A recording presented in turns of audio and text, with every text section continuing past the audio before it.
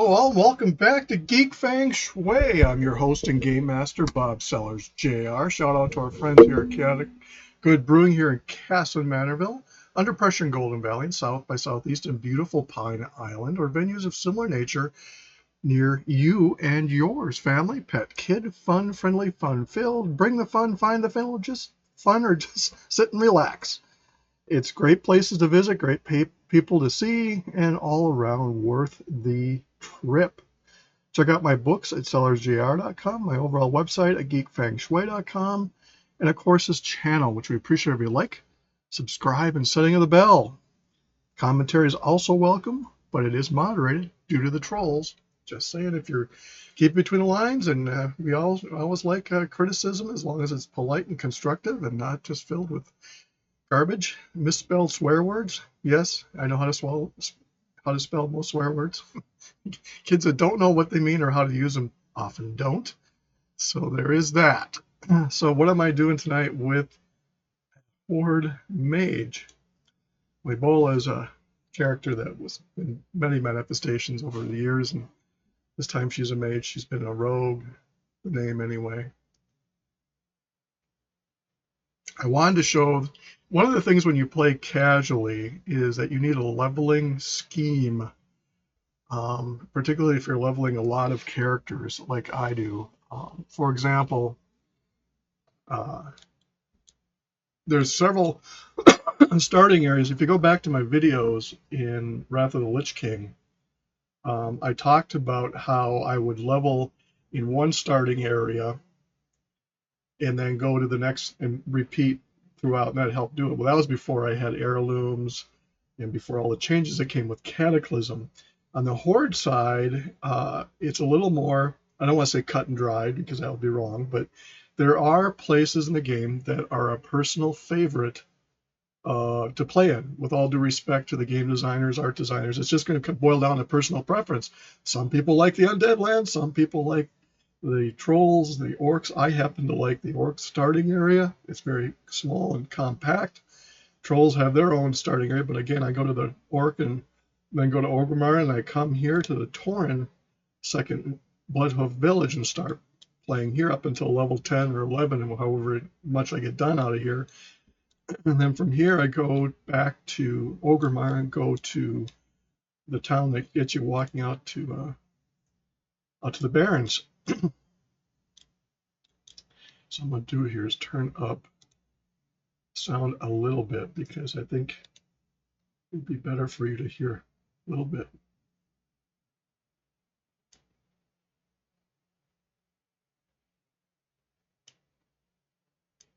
I won't turn the music on, but we'll see how this goes.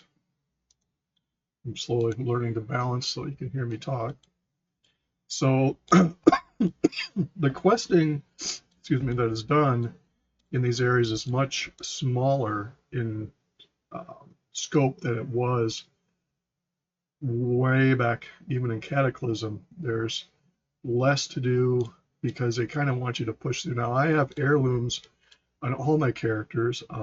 I've leveled up enough DKs that I got the agility blade. The only one I don't have that's an heirloom with the rest is the shoulders for the cloth, but I have the heirloom shoulders from Wintergrasp that are considered more PvP-ish than PvE-ish, but they work just as well.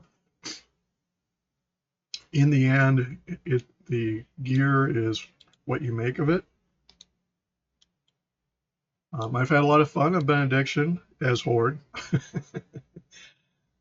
As Alliance, it's a different story. It is an Alliance-heavy server. I would say more active Alliance than active Horde on Whitemane, because that's where I play Alliance.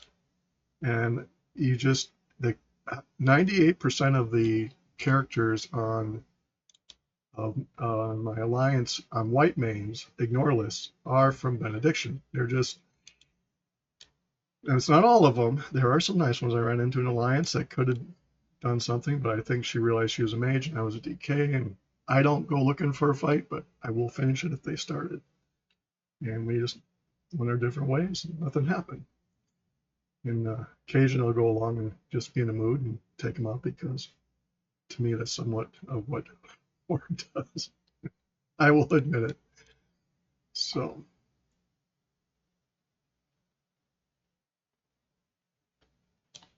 this mage is obviously from the green statue, even though she's only level 5, will be arcane.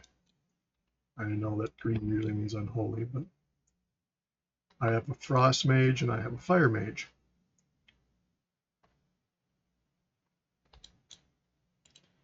I do find that I like both sides. I'm not getting away from the alliance. Most of my 85s are over in the alliance. And what do you do when you have that? When you have 14 85s? Well, you farm with them. Like right now, I decided to make one of my Horde DKs who is a max blacksmith, also a tailor. Well, when you're on the low end of the stick, population-wise, there isn't a lot of people selling variations of fabric, so I transferred a character over on the Horde side. My last DK, I brought fabric from my Horde side over in White Mage because I'm not necessarily planning on putting a lot of effort necessarily into the Horde over there. Much like I have Alliance here, I will be doing more Horde here and Alliance there. And also leaving room for expansions. One of the mistakes I made in retail was that I didn't have foresight of what was coming down the pipe as far as races and classes. And I had 50 85s, or 65 85s, I think it was. And the levels changed over there, so they were high level, and then that high level became 60. They just played fast and loose with how they're doing the leveling in retail. Anyway, when I had to delete or transfer some characters around to get pandas or do race changes, and that's how I got my WoW 2 account going, because I wanted to see what leveling the new races were like, or classes for that matter, demon hunter, panda, and such. But this time around, I built up my village, as it were.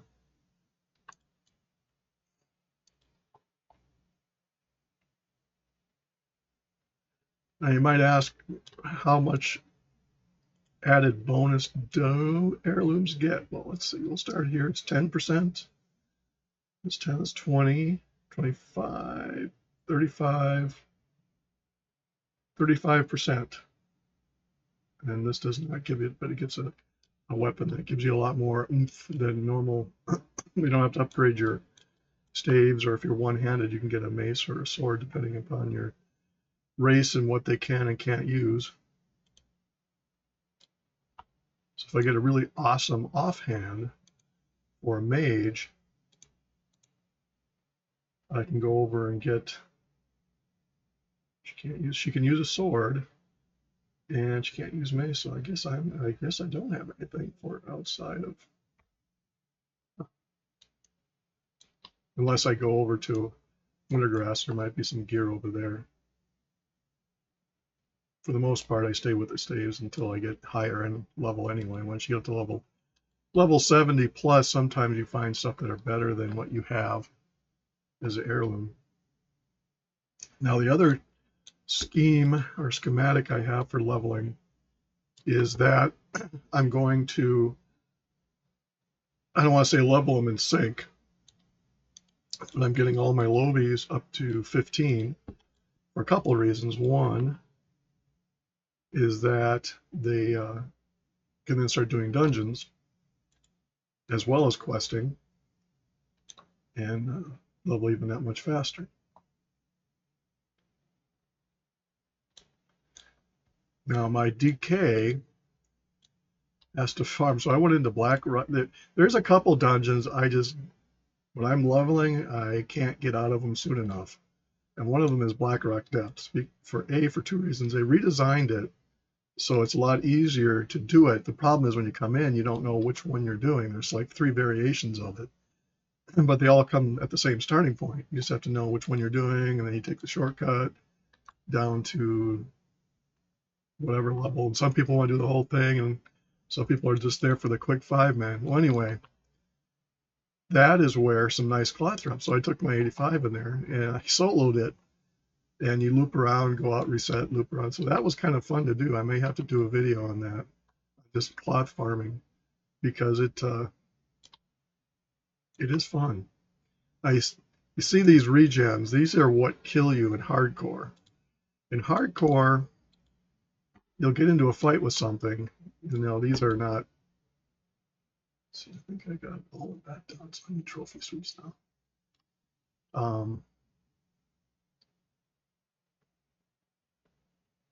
Oh, I must be on somebody else leveling. I don't remember killing that off.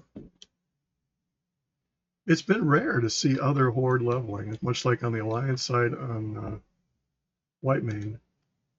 I started doing an Alliance character just for giggles and grins over here during the when they had the bonus going, and it was flashbacks to when it went live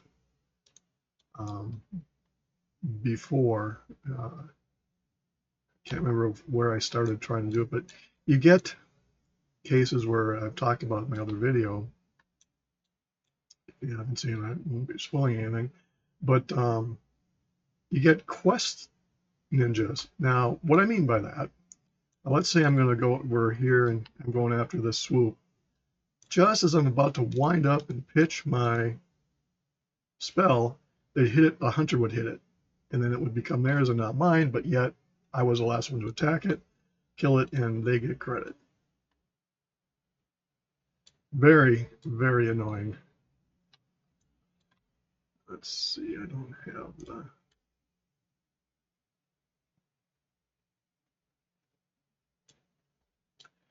the starting quests here, or the Torn, typically is their second place. They start up over the hill, and you could level up there too.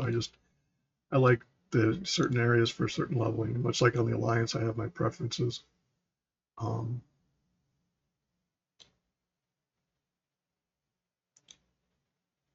The other good thing is to get into a good guild.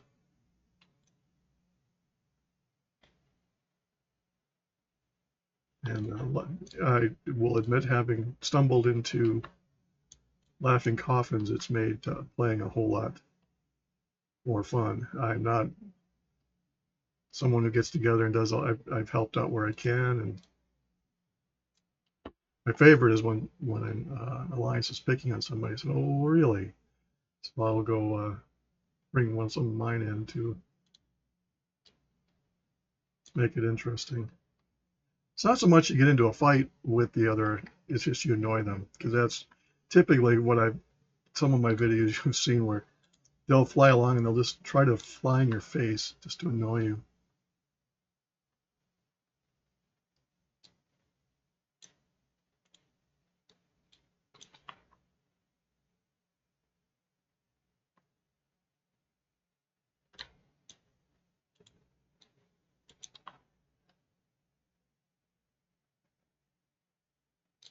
One of the big things with the heirlooms is the trinkets.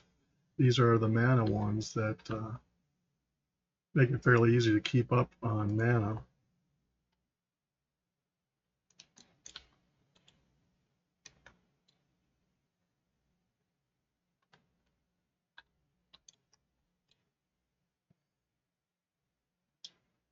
I'll go through and get all these going and train.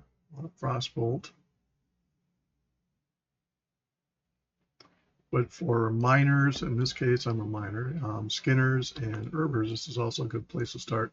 The next place you go to is outside Ogremar. There's a couple of quests that are good too. And then you go to a little village that starts you walking towards Crossroads. You get a quest at level 10. And then you go around Crossroads. By the time I get to out of here, I should be level 10 or 11. By the time I get to the area up Crossroads, I'll be at 15. At which point I'll stop and I'll go level up the next character. And then once I got them all to 15, I'll start picking one and start doing dungeons and whatnot. I think I got all my swoops.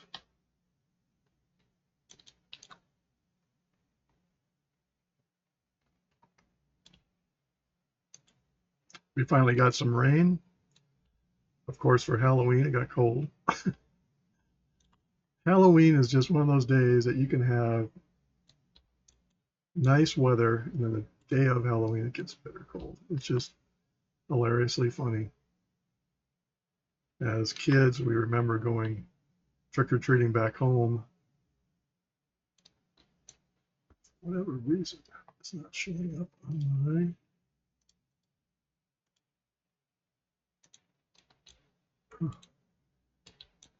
There's some weirdness with the tracking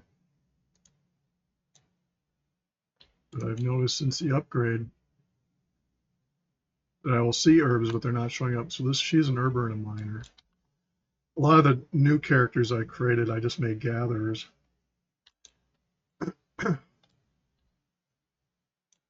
As I pointed out, gathering, for the most part, herbing and mining will give you XP. Skinning does extend, you have to kill things to skin them.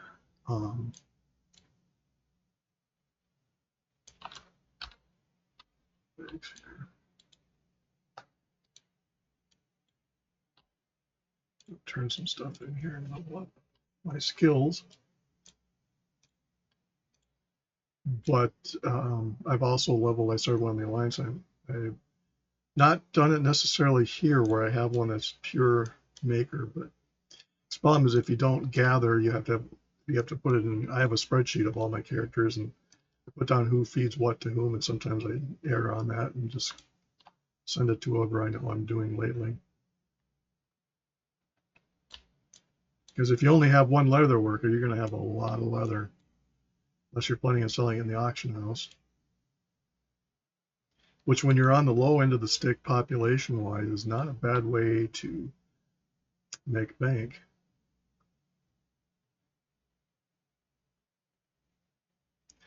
One of the niches you'll find, particularly farming herbs or leathers, there's certain areas with cloth. This is the first time I've actually farmed cloth on any of my servers. And I'm doing it with 85, so I'm not with DK, so she can tank and doesn't have much to worry about. But it's been entertaining. The Frostweave is by far most.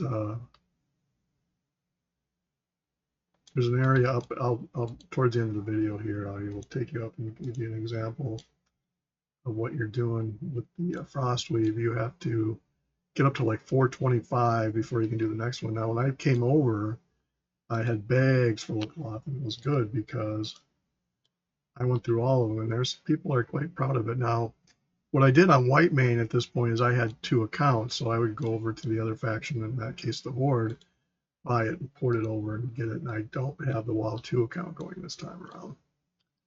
It just gets too costly to keep both going, and there isn't the need that I had now that I had then. I also had it where I could buy the expansion, bring it up to the latest retail. You get 60 days playing time for cheaper than it was the 60 days. So let's go turn some stuff in here.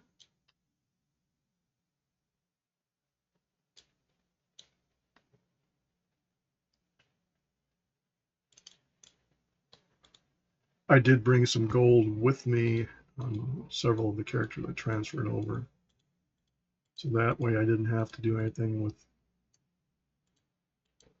investing in tokens or anything else to get money, startup money. There's a lot of people that frown on tokens. Mad Season, if you haven't watched his channel, you really need to check it out. I enjoy it. He and I don't necessarily agree on everything, and that's part of the game. There's, it's a teach their own type of deal. He's very down on the token. I, on the other hand, agree to some extent with his arguments against it, but it's where you can do it.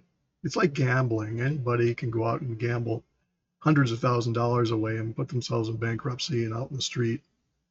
Or you can go, like I had a rule when we went to Vegas a long time ago. I took $20 to a $5 blackjack table that gave me 4 hands. And if I got done with the 4 hands and was done, then I would leave and walk away. My dad actually, I told my dad about when we were there, and so he went down and did it, and he sat and played for 4 hours, got up to like $480, and he finally tapped out when he was down to 300 and some odd. But the irony of that trip was that we didn't realize, and it's a thing they do, much like they don't have clocks, they give you free drinks while you gamble, because liquor loosens up the purse strings when you're gambling. And the beer in the bar, I think at the time, this was 40 years ago, was like $12 or $8, which today is cheap compared to what it probably is. But and he wouldn't buy it, wouldn't do it, and he waited till he got done, then went and bought a $12 beer. The other funny thing, and to show you what the times have changed, but when I was there, I was at a table I probably shouldn't have been at. There was an older gentleman that was in a nice suit that was obviously somebody who played a lot or was just, I don't know. But anyway, when the waitress came up, he paid her by dropping a chip in her cleavage, which confused me. I said, well, if you do that, where do you get your change from? So I didn't realize it was free and he was just tipping her. So yeah, laugh all you want. If you don't know, naivety can be funny. Let's see.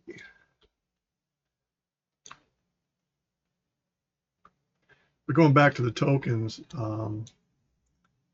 as long as you do them with, caution, and only do the ones that you absolutely need to do. One of these guys, special. All my other characters have seen them. I haven't seen them here yet.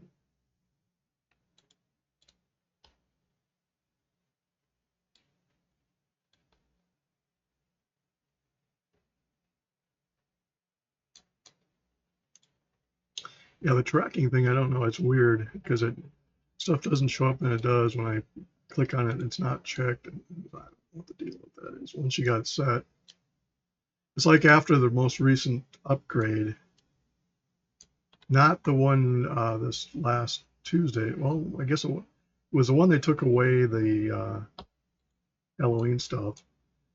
And on my characters, all my toolbars were not showing. They were there. I just had to turn them all back on. But it was weird.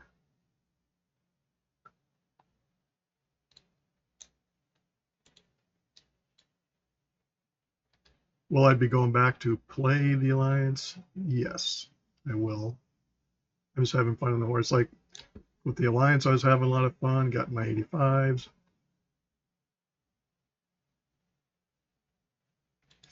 One of the things I enjoy doing is going to Uldum and finding the AFKers.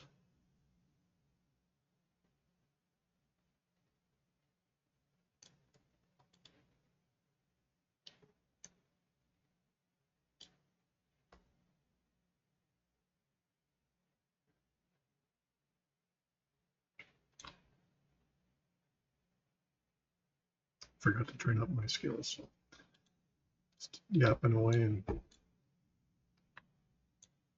very much, as you can see, you can get by with your basic skills. Well, they're not basic. I've upgraded a couple times when I leveled up.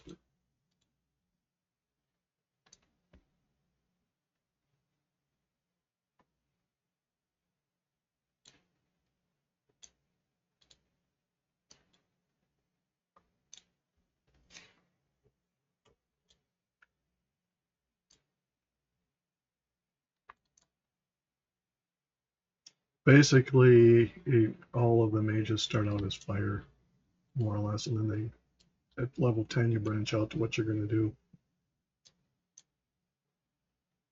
I was watching a video on the cancellation of cops, and now I say, what you going to do? All I think about is their theme song. What you going to do? What you going to do when they come for you? And it's kind of funny. It's just one of those earwigs that you get.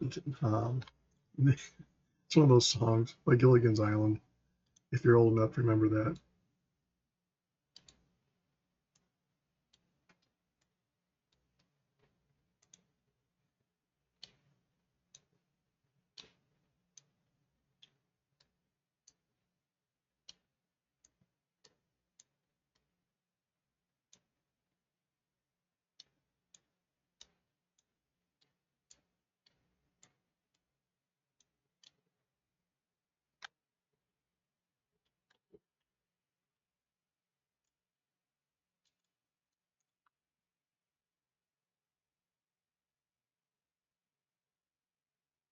I did not get the mount from Headless Horseman, but I got all of the rings and I got the sword.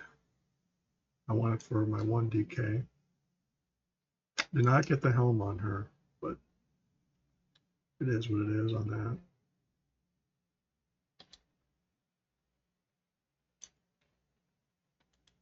They will have one for Christmas, but I don't think it's as, I don't want to say it's cool, but I don't think it's necessarily the same as the Headless Horseman. That's just unique.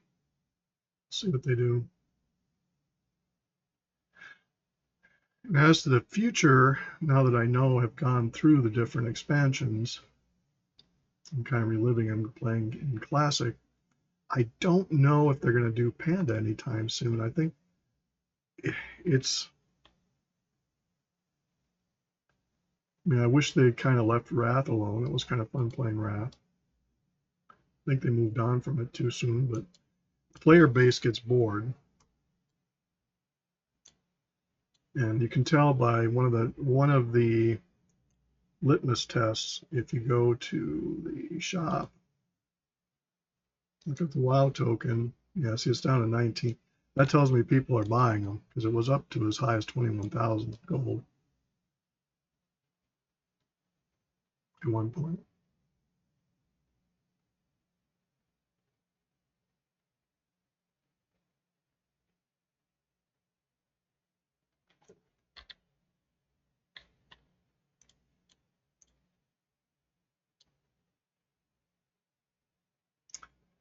Do I have a favorite class?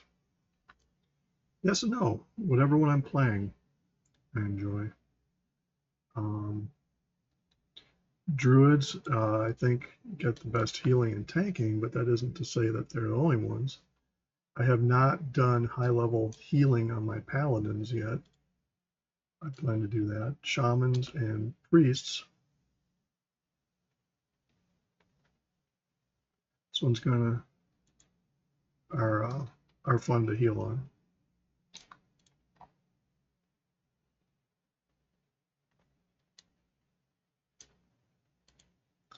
I wouldn't be surprised for them to merge servers. Because right now, I think here there are 2 PvP servers, Fairlina and Benediction. Fairlina is, I want to say Fairlina is on this one. I could be wrong. I'd have to look. But anyway, they are heavier with Horde as well. With they're much like the Horde on Whitemane. And several of the high-end raiders here may or may not move over there because the raiding pool there is a lot more verbose. I don't know what the term would be for it. Fruitful.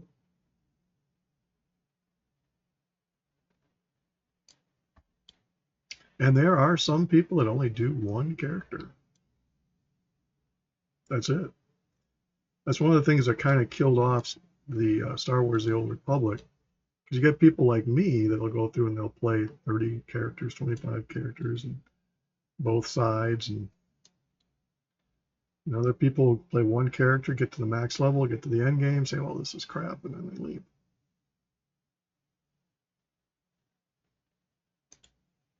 I think with Star Wars: The Old Republic, I played with about, I want to say, a dozen friends. And I was probably the last one to get into it and the last one to leave it.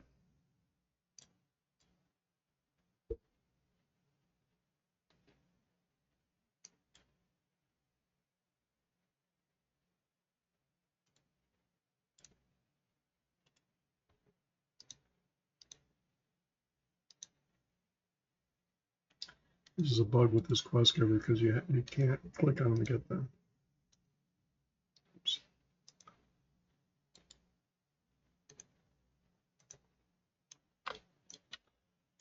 My bags are fine here. So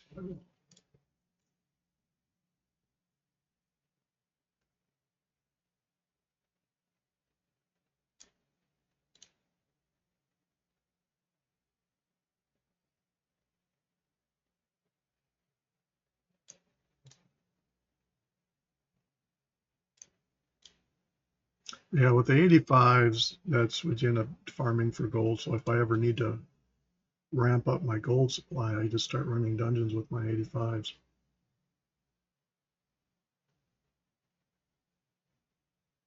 So I'm fortunate from that aspect. But starting out on a new server, we don't have any characters on them. That is where you need to consider where a token, as long as you do it with, you know, you're cautious.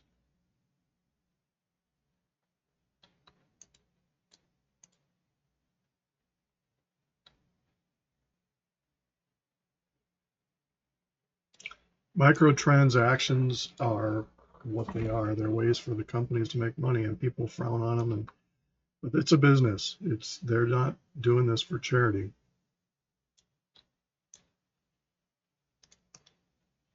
I mean, I kind of wish there was a way that they could separate the pay scale for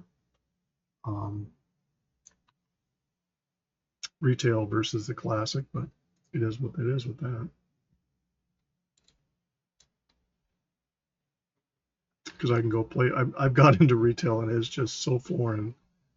It's like I don't know if I'll ever, because they gradually change the looks and feels of stuff, and it wasn't for the worst. Don't get me wrong; it was for the better. They did some really great artwork and game design, but it's just got away from the original design. One thing is you'll notice that the Horde side is, speaking of Las Vegas, there's color schemes. So like in Vegas, they'll do that. They'll have certain calming. They find out what colors calm the gamblers into staying in gambling. Well, the Horde side is redder in tint, hence the red of the Horde, and then the Alliance is more blue-green and vibrant.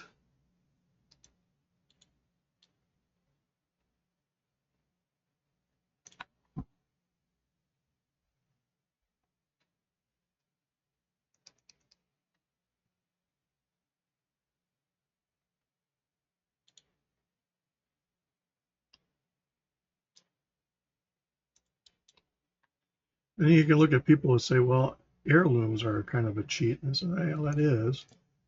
You're not having to necessarily rely as much on tactics.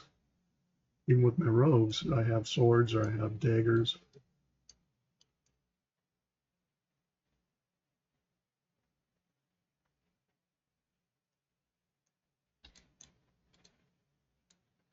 They changed this quest. Usually you had to go deep into the dungeon to there in that hillside to find that guy.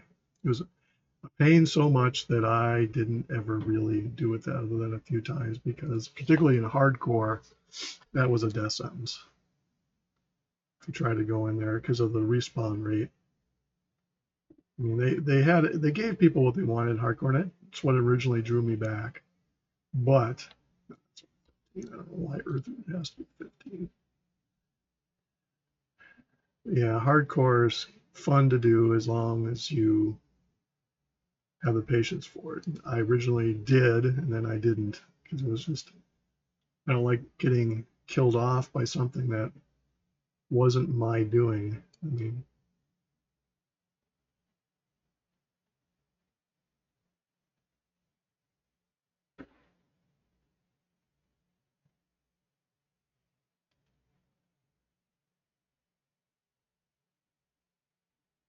it's like Diablo 4. It was fun to play the hardcore version of it, and I had fun doing that, but I guess as an older player, Diablo 2 just drew me into hardcore by accident, got into it, and I loved it, enjoyed it. And it's when you go back and play the hardcore now, it's like, yeah, I really like it this much. I think I did.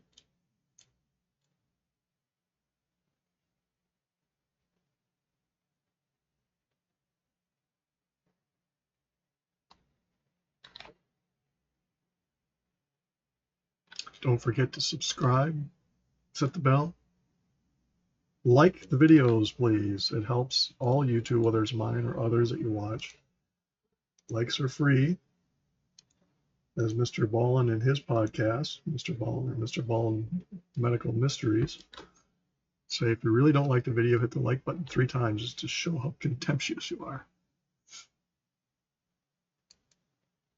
The dislike or thumbs down button does absolutely nothing.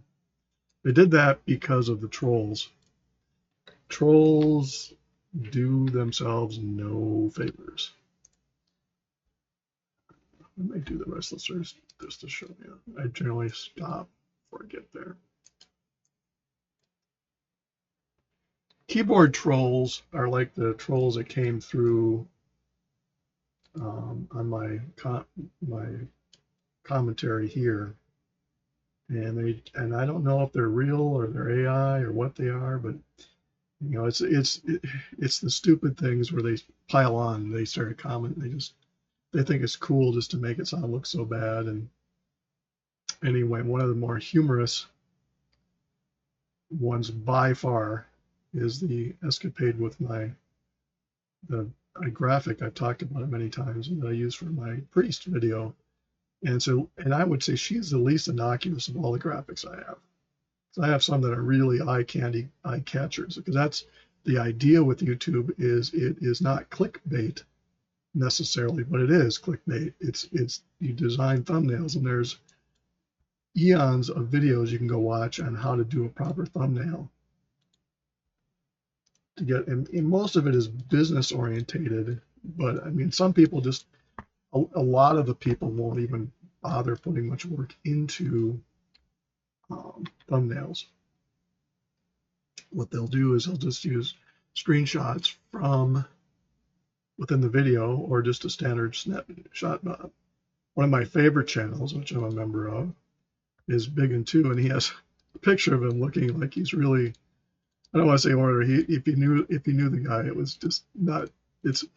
I call it almost a misrepresentation. He's a really nice guy, but the video just makes him look like he's either hungry or angry. I don't know, but it's hilarious. As a thumbnail artist myself, of putting stuff together, I find it kind of funny. But anyway, when the trolls came through, they tried to tell me that I was doing clickbait. And there is two types of clickbait. There's clickbait that's regular, which what YouTube's all about. And there's a misguided clickbait, which YouTube is not about. And that is where I might put Guns N' Roses music or something like that as my thumbnail and have it as World of Warcraft, because it's clearly not what you're expecting. I don't think they have.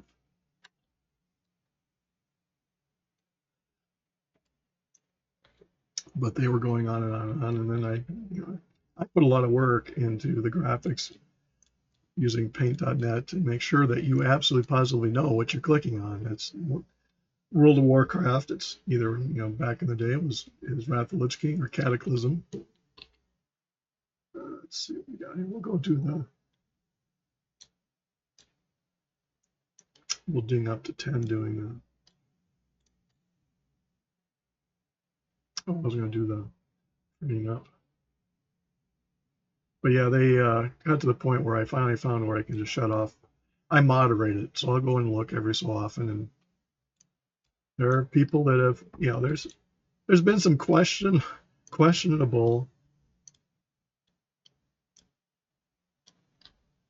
commentary, but I post it. As long as you're polite and constructive. I don't know. Maybe they can't. So I think I've gone. There's an Mage. I thought maybe toward. I don't know. I'm not worried about it, because I'll just go to Ogre and train. But anyway, the views that graphic for that thumbnail got, and I'm naive apparently and older, and I looked at it and it's like, some of my thumbnails I would call provocative, because YouTube does have guidelines of what you can and can't put in your thumbnails. And I'm very careful about that. But anyway, every time I use that graphic with the priest, I would almost get 1,000 views. It's like, I don't know why. I can't explain it. I don't know if they think she's in the videos, because I use actual humans models. You get them from Shutterstock or some of these other places you can buy the rights to use them. But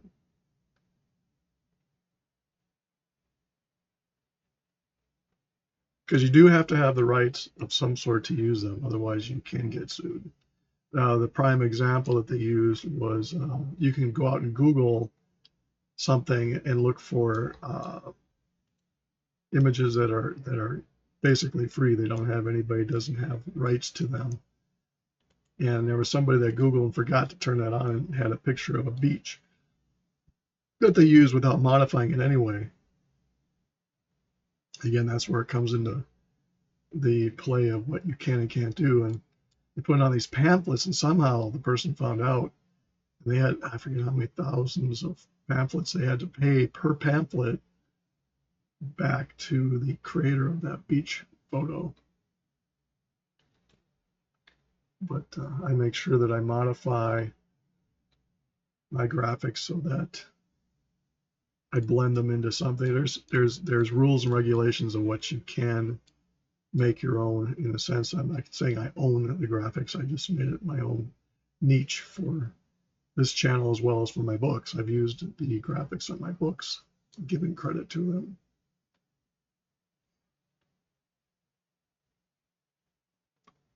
But there's little things. It's like somebody once asked for the type of font that I use in my channel, and it's Bleeding Cowboys. You have to buy the rights to use it. And can you use it without getting the rights? I don't know if you can get the font without. I'm sure I can give it to somebody and they could use it. But then what are you going to do when they come for you? To quote that. Once again, quote the cop show. So drums here.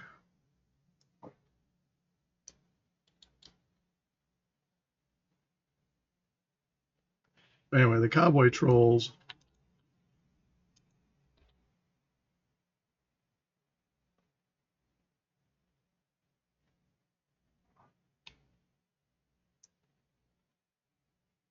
Basically have stopped. It's like on Facebook. I have people that will comment unnecessarily so. And I ended up moderating the comments on my Facebook page. And it takes some people, it takes a while to realize that they just can't. And the reason I do that is everybody has their own Facebook. So if you have something you want to say it on yours. You don't have to say it on mine. If I don't agree with it, it doesn't have to be there.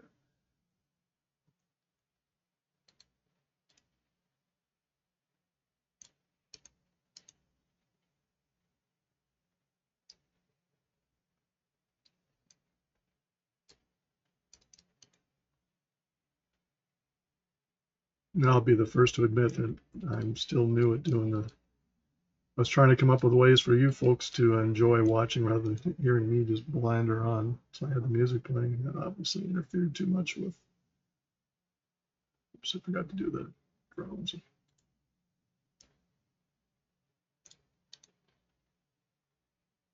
This has changed too. It used to be there was red miners you had to kill way back when. A lot of the starting areas have been simplified and made less hostile. The one thing I do in all my characters, except for the ones that have their own starting area, is I will go to Orgrimmar and then I'll go to Dalaran, because you can do that when you take the you can either take the Zeppelin or you go up. There, you can click on the guy that brings over there. You can fly down. It used to be I had to hike all the way there. Shattereth, you have to hike to. You can't just get there from here. But Dalaran I like because it has all of the vendors and trainers and everything right in the same area. There's one portal that brings you right into Orgrimmar. Right by the portal, it takes you to Blasted Lands when you want to go there.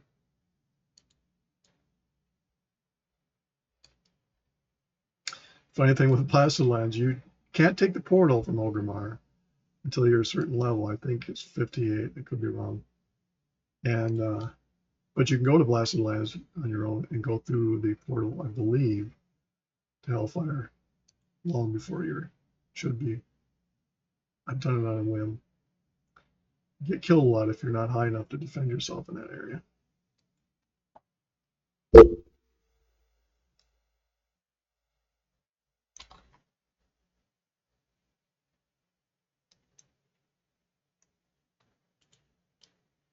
Also, the trainers for the classes in Orgrimmar are really bundled together.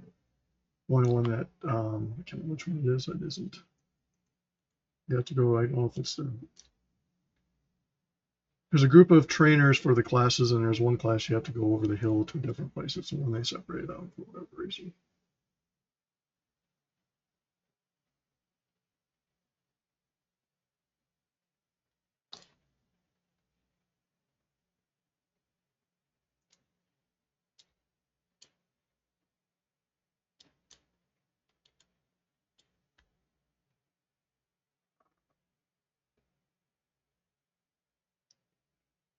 I'm drinking Propel tonight, being a good boy as it were.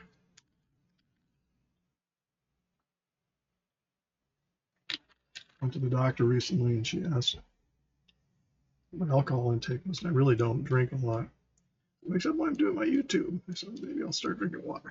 I might start doing whiskey. We came back from Scotland 2 years ago. Got really into drinking whiskey, not as in guzzling it and getting 3 sheets to the wind type, but I do a shot here and there. Got to know my different whiskeys. It will clear your palate. My dad once had a patient who was 104, I think, or 103, and she said that her key to life, every day she had a shot of whiskey and a cigar. Dad said, you know what? More power to you.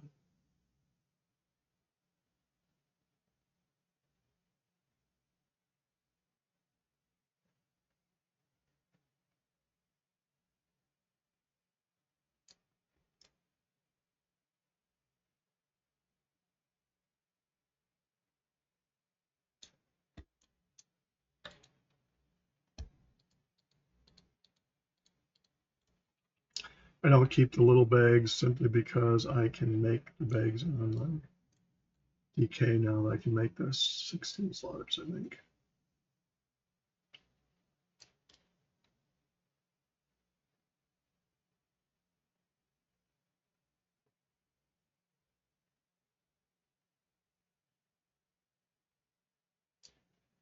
This should put me to level 10.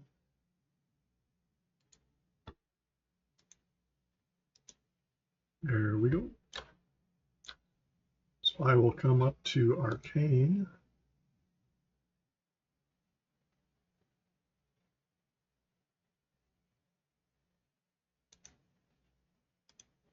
I do have the skills laid out, suggestions from different places.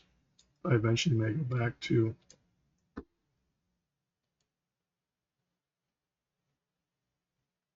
because you can Google. I usually do WoW, Cata, Classic, Mage spells or Mage skills, and they'll have different things from different websites. And you can pick whichever one you like. I'll screenshot it with all the glyphs and stuff. Doesn't mean you have to follow it, but it's kind of fun just to do your own picking.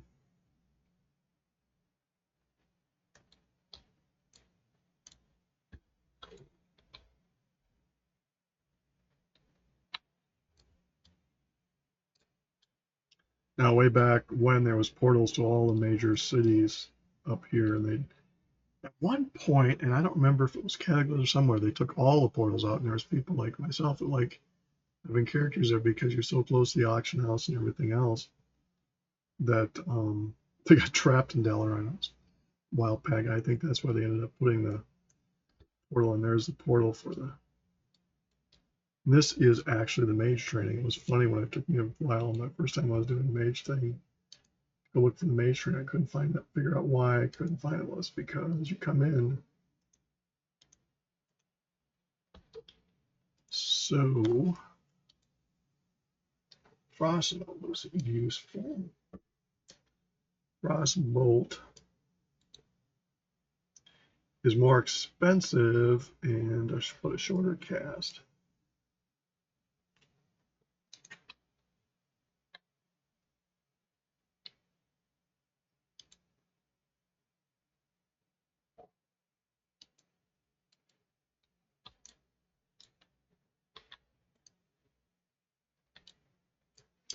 So counterspell, I've had it on other mages. I really haven't. Arcane Barrage, I forgot about that.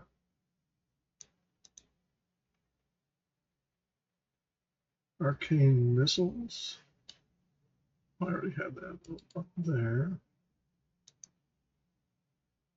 I think I'm going to, on one of my mages, I had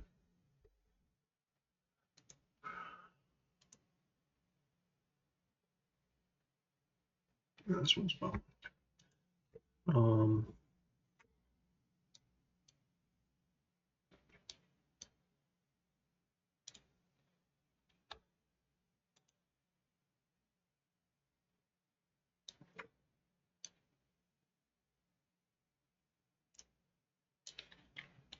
in the beginning situations, it's not as important as that you know what is where.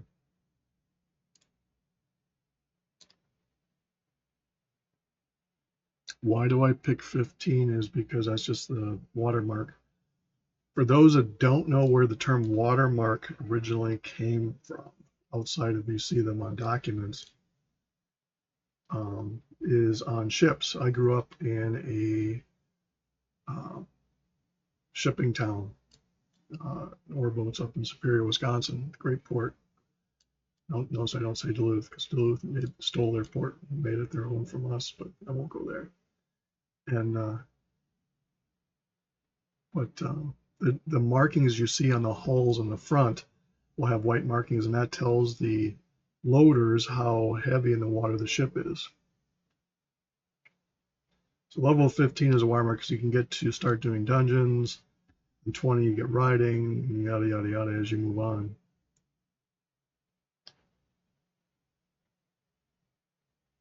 Where you will see tokens become invaluable is with riding skills later on in other expansions, because there's a couple expansions that are coming and hopefully are years away that they force you. It was hilarious because there's a lot of Karens that don't like to walk anywhere. They're so used to flying, and you had to walk because you are a target for those that can fly. And on a PvP server, that can mean a lot.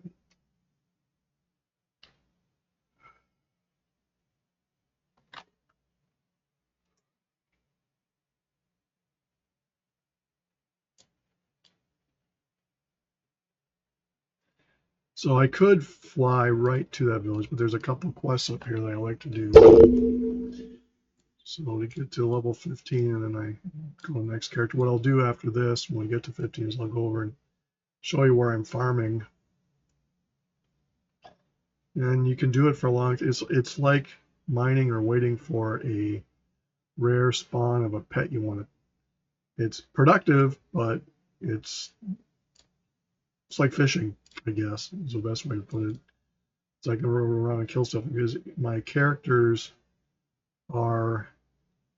I'm using doesn't have a lot to fear from what she is killing off.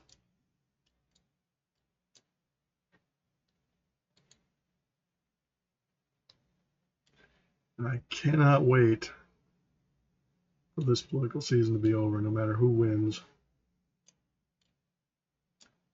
Tired of the commercials and the news. It's discouraging to see the depths that both sides go to.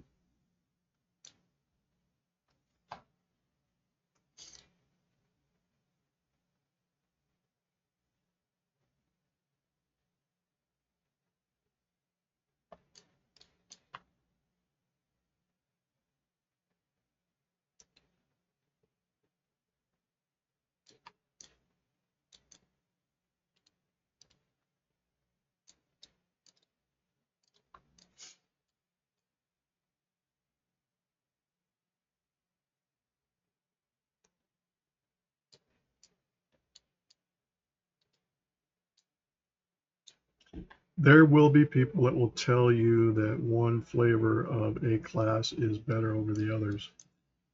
And there are some classes where that can be true, but what it boils down to is the player behind the keyboard.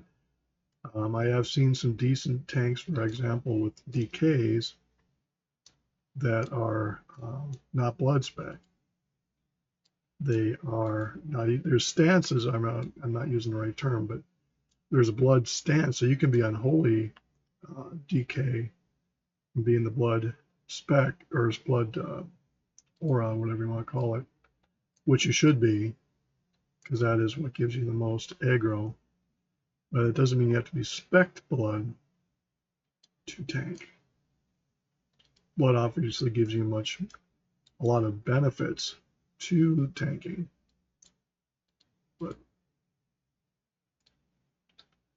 I've actually had some really irritatingly rude players in 5-mans that'll tell me I'm playing character wrong, got spec. It's like, if you are spending that much time looking at my character, it tells me how little time you're looking at your character.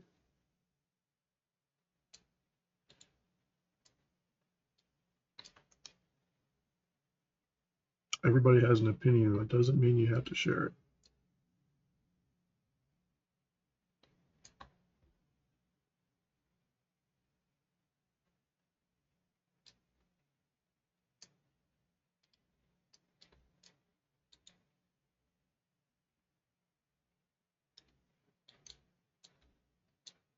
What do I need meat for?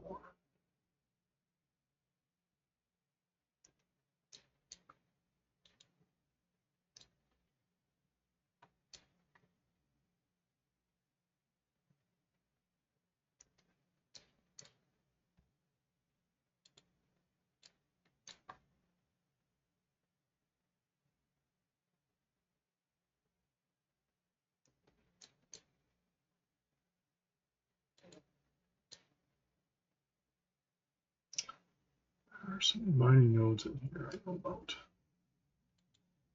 But yeah, it's relaxing to level on the Horde side because you really don't have competition. Now, if I go over the Alliance side, and it may have quieted down, I don't know. But when I went over there to try it during the Halloween rush, it was crazy. It's a polite word to say. The players over there on the Alliance side, they get what they deserve when they.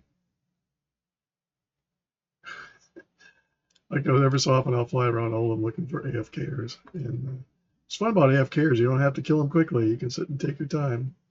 And I've had members of their own faction fly by, and I don't know if they're bots. And they don't stop to help.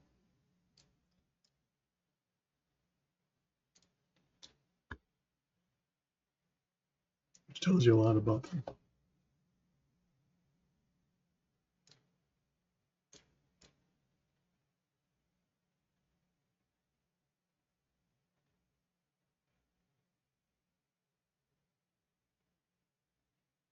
Watching the Iowa-Wisconsin football game, I'm more of a Alabama Crimson Tide.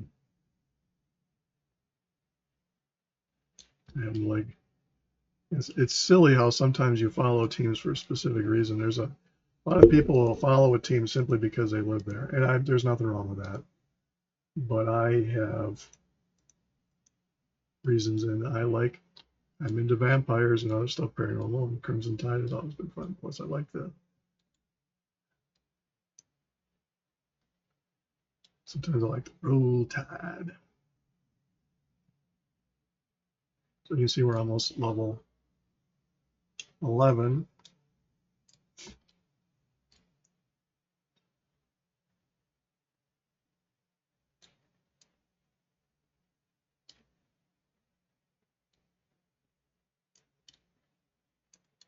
You want to have, I do this for all my characters. I go over the same scheme of leveling, and yes, it can be boring, but I have other stuff. I'll go off and farm.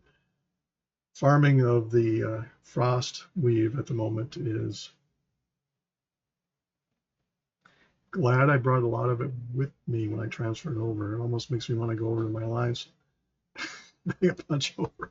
In fact, it does cost to do that, but Time is money, and it's like, oh, I guess I can farm this. And I don't get jumped by Alliance there. I've had Spy go off once because there are people that quest up there, but they must see I'm an 85 and I'm a DK, and they must, I don't know.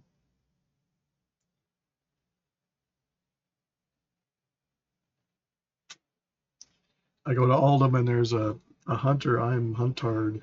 That's the nickname they give to hunters. And, wow, over the time, and he has gotten me a few times, but gotten him.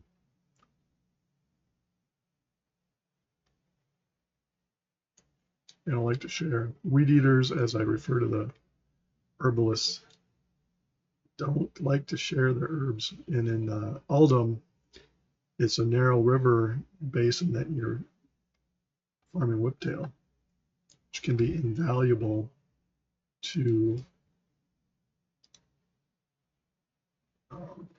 alchemists or anybody that uses herbs.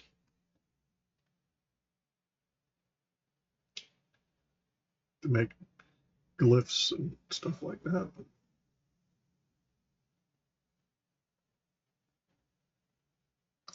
The advantage you have on the Horde side with herbing, much to the annoyance of the Alliance, is Tauren druids are the fastest herbers. Why they did that, I don't know, but I can be herbing and the Alliance will stop and start to charge up an attack, and I'll be flying away before they get their attack off. Where it's easy for the Horde to take down an Alliance herber in the same stead.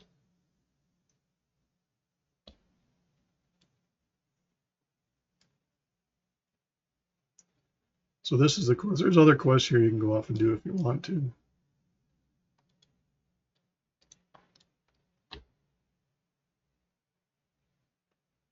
Stop and do mining, herbing on the way.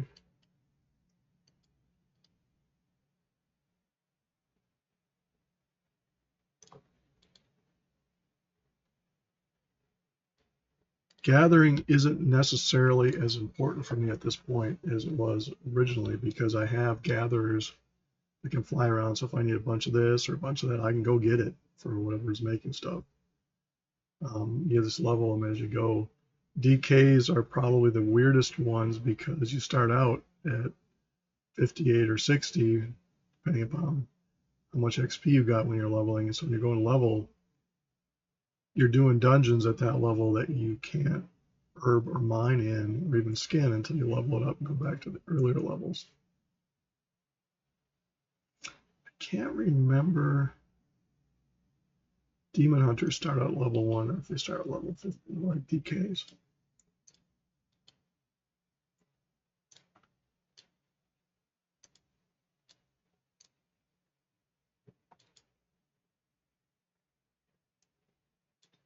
But yeah, here I'm getting 100 and some odd, but in Aldham, in that place where you're mining, you can get hundreds of experience points.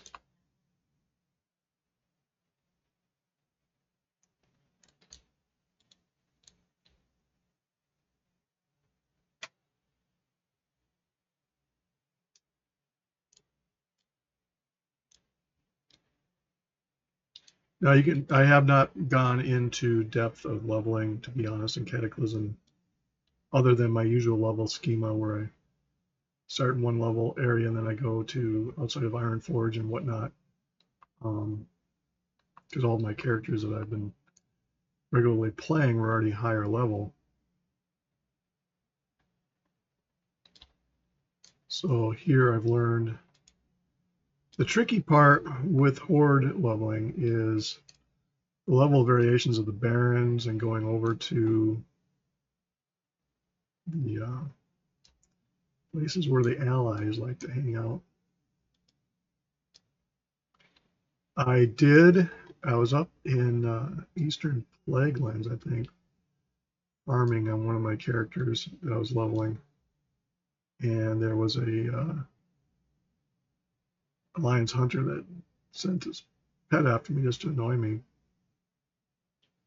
I outran it and came back and He switched characters and played really, it's funny. You can tell when somebody's playing dumb.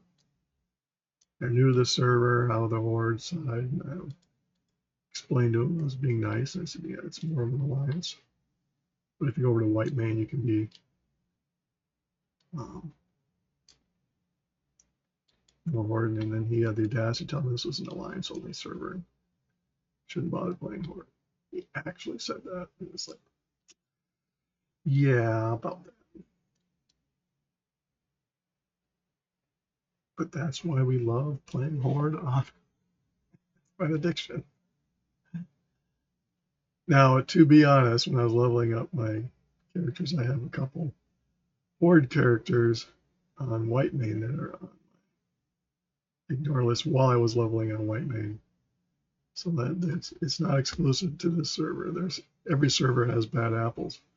It's just I think Benediction Alliance population is a bunch of bad apples. There's some good people. There's not all bad, but the prickly occasional apples are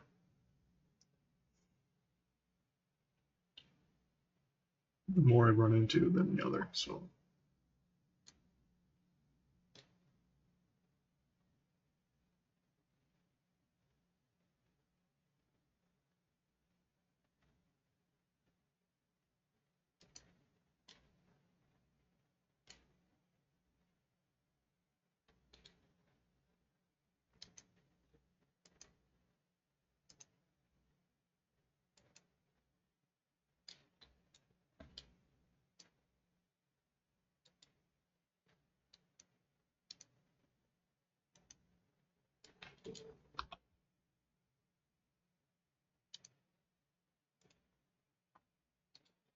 Some people will spread out their stuff at once. I'll put them all in points in.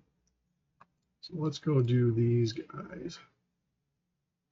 The Skinner is kind of fun.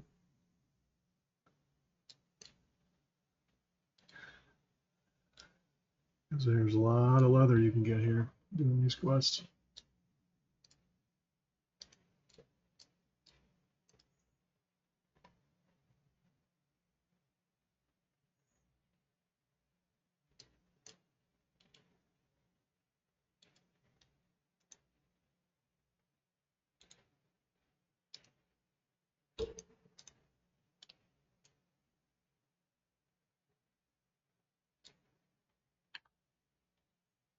I don't have my mount yet to sell stuff, so I got to be careful how much bag stuff.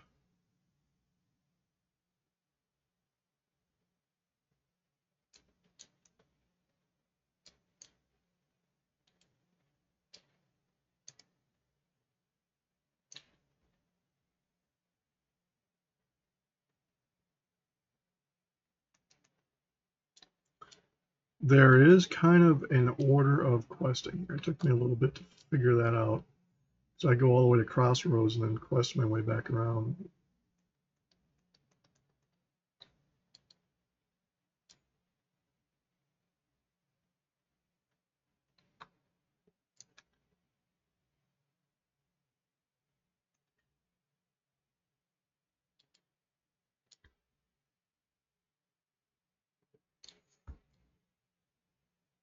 One of the funnier things I did on my DK when I started out here is I went over and leveled my herbing and mining over outside of Stormwind just to annoy the Alliance. It's kind of fun.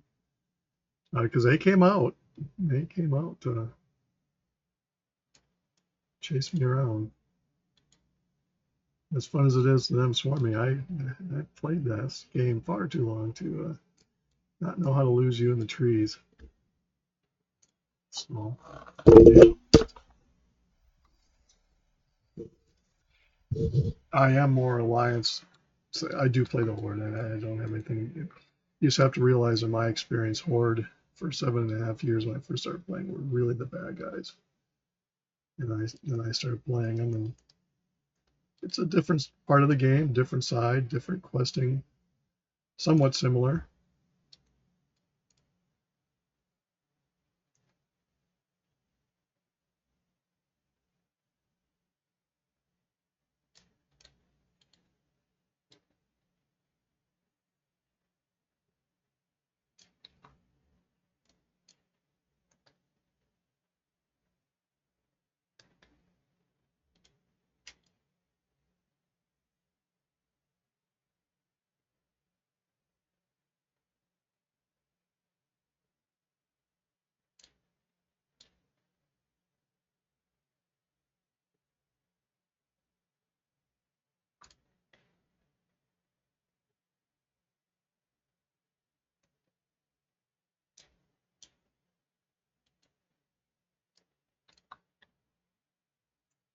This quest is meant to test your patience on killing, because the drop rate can be really bad.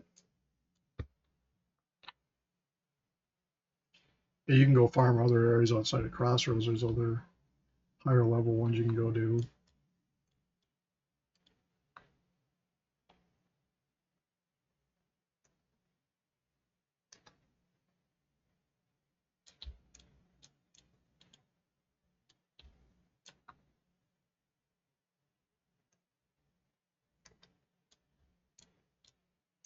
A lot of players in this guild like to do PvP. I don't, because I'm just not that good at it, I will admit. Like open world PvP, where it's you kind of can set your own escape routes and stuff. And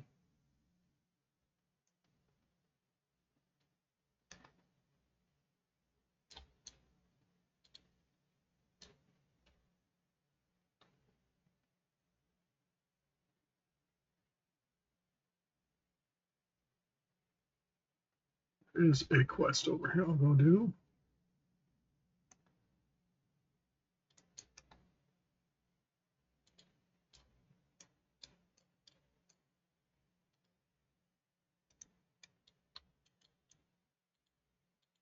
It's the same voice actor that does the guys when you're starting to level.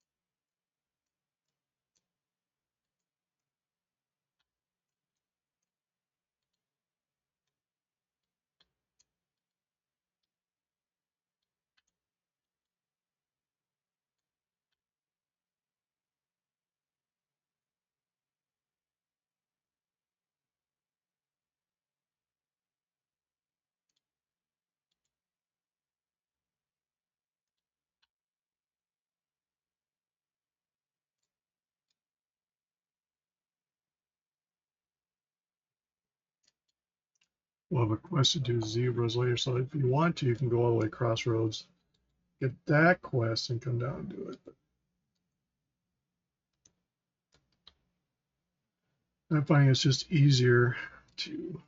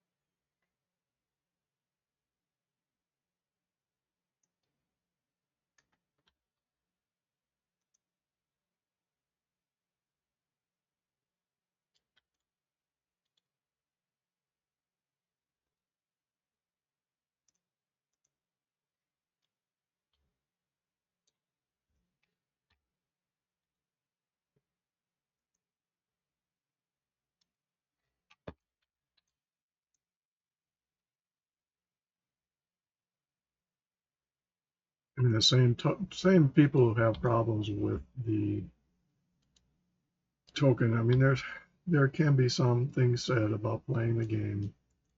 Like I said, but you got add-ons like I have Spy. Spy just gives you a heads up. You can target with it. Tells you who's around you of the opposite faction.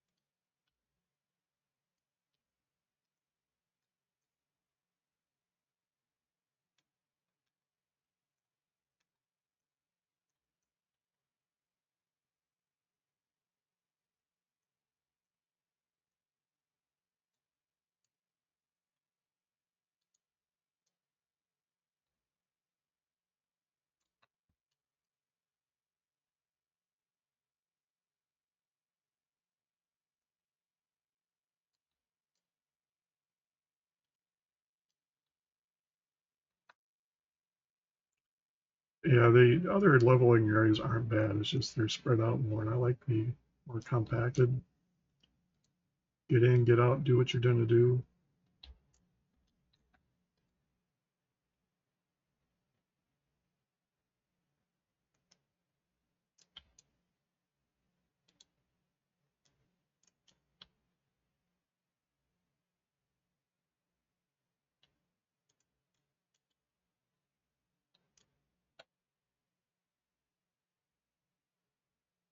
I have to come back and kill these guys for part of the quest, so I don't go too far in here.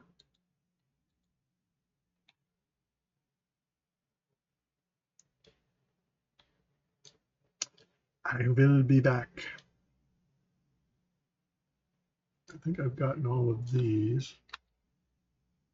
The thing I have left to do are those. Two more of the.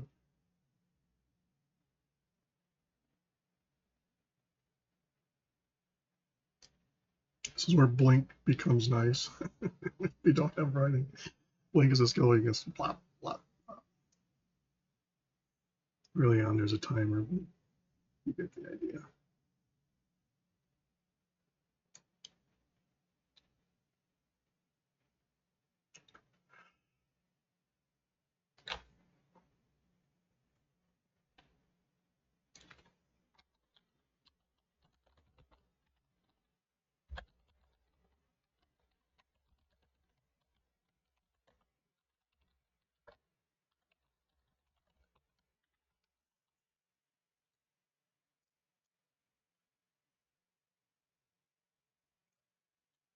People level up and they hit level 20. Oh, you can be 85 by midnight.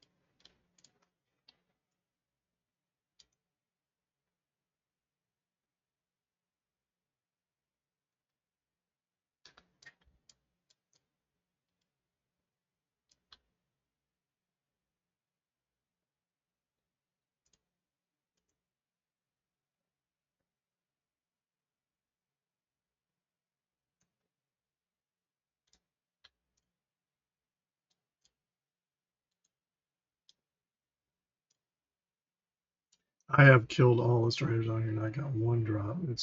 Droppers can be crazy. I've gotten them right away. Other ones, it's crazy.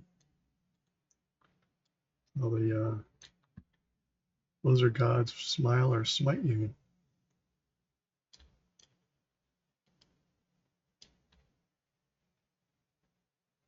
It's good XP, but annoyingly slow. It's like mining or farming frost weave.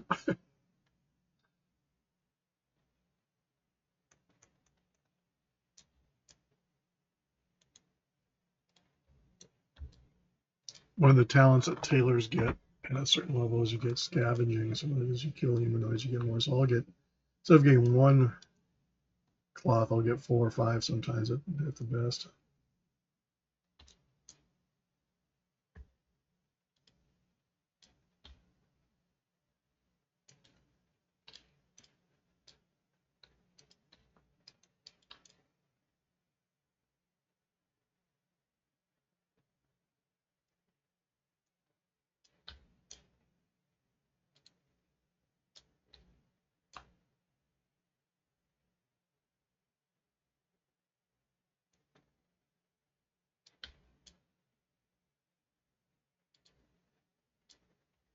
Ta-da.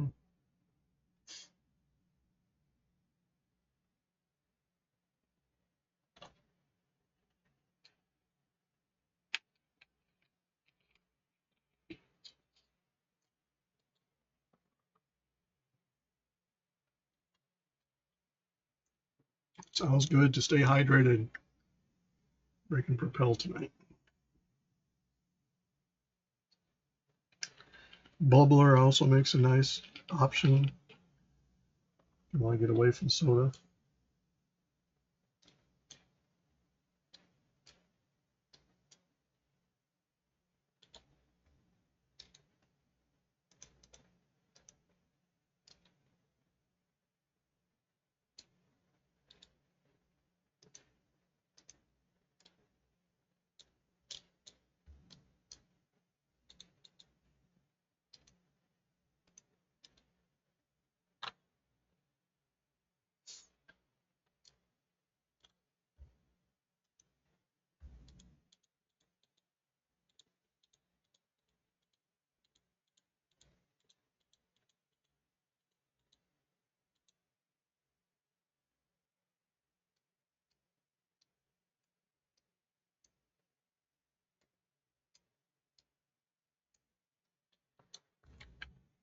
So now we go back to that little cave and we will go in and get boxes.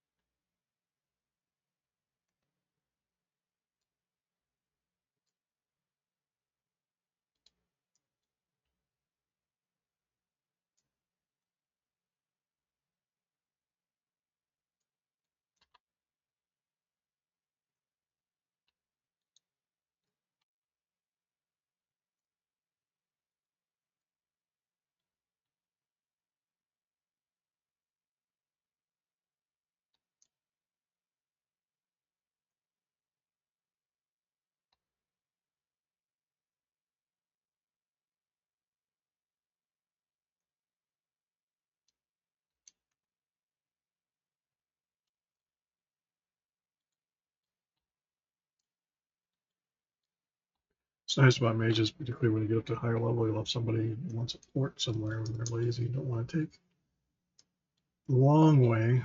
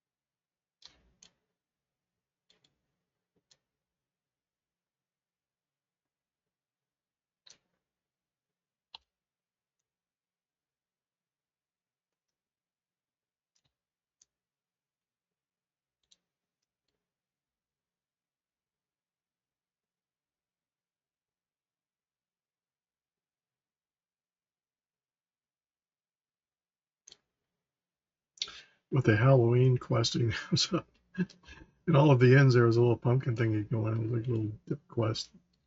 Got XP, and that was how I got. It was easy starting out a character because it'd be level 2 just doing those as you're going along to different places.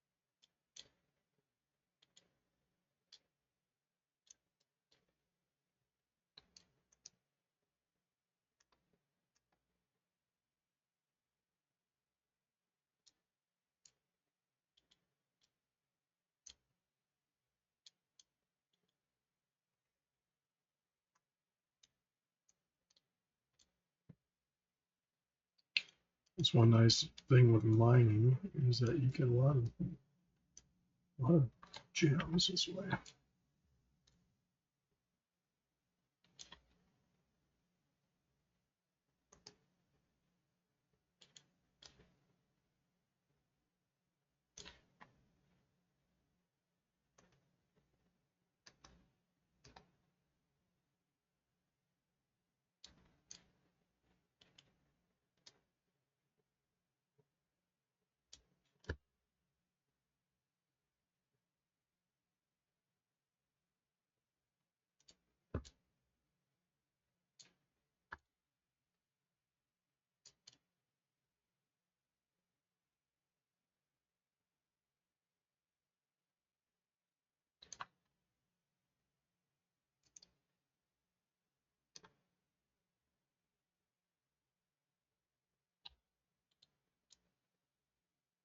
They almost get to me. Oops.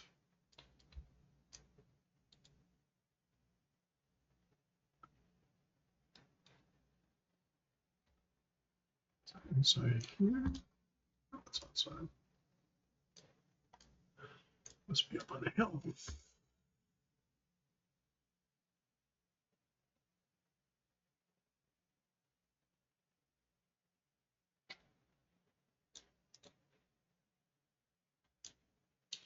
Oh, Earth. Pain of an artist's life.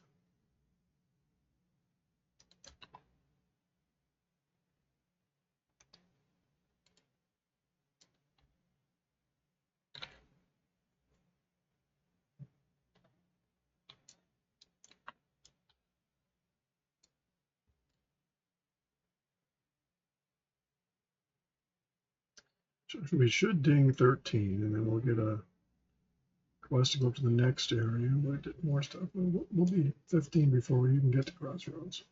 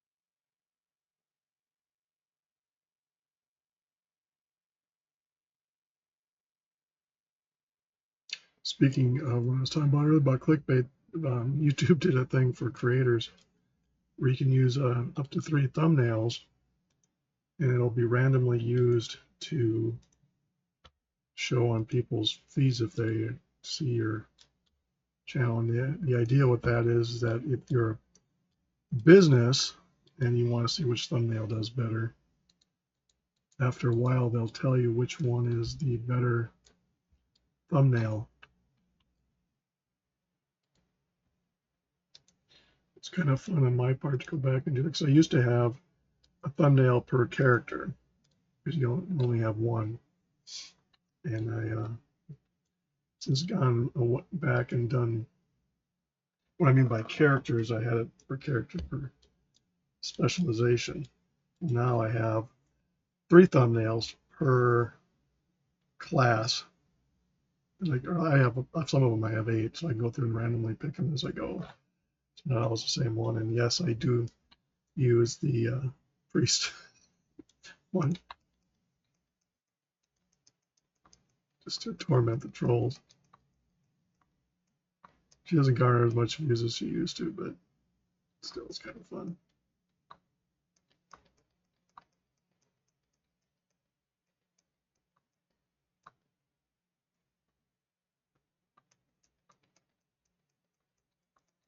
You don't get any XP for killing off stuff when you're on this. I'm not directing, I'm just shooting. I don't know if you don't shoot them if they will eventually kill off your caravan. I've not tried to find that out. I'm assuming they would.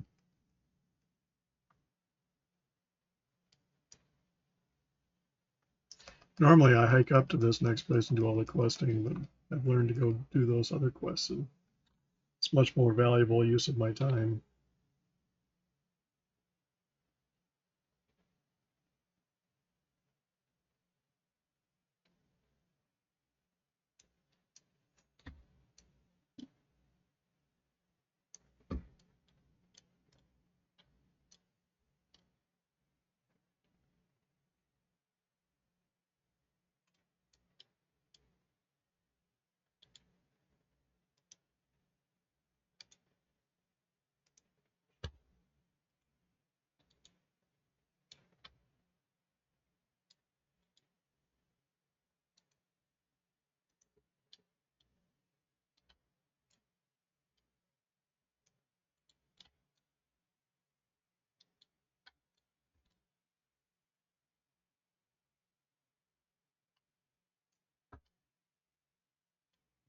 There's a node over there.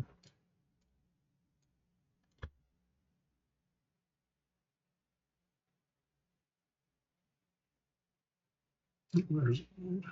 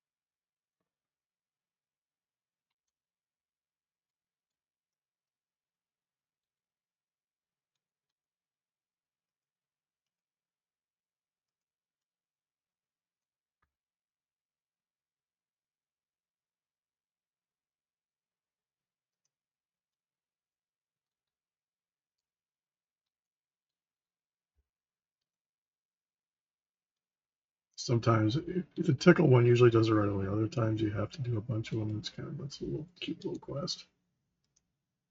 Kick them in the face. Lots of fun things you do to beat somebody up to get the information out of them.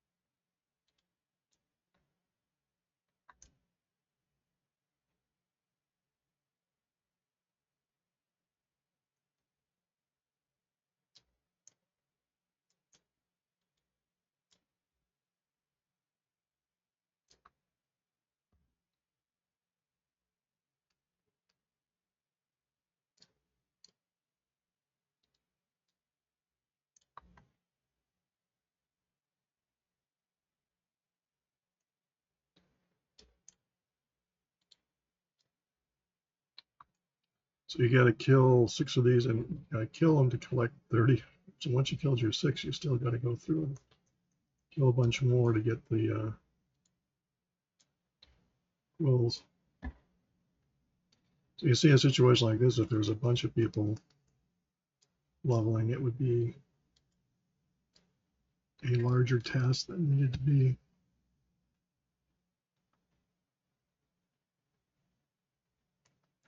This is one advantage of being on the short end of the stick population-wise. You get to enjoy leveling.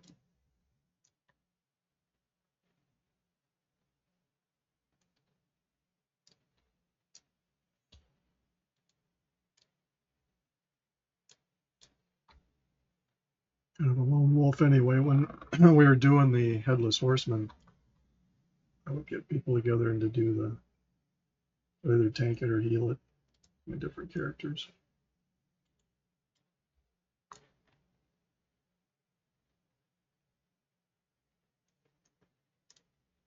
The advantage of doing this scheme is I'll be seeing the same dungeons a lot more than I might have otherwise from different perspectives.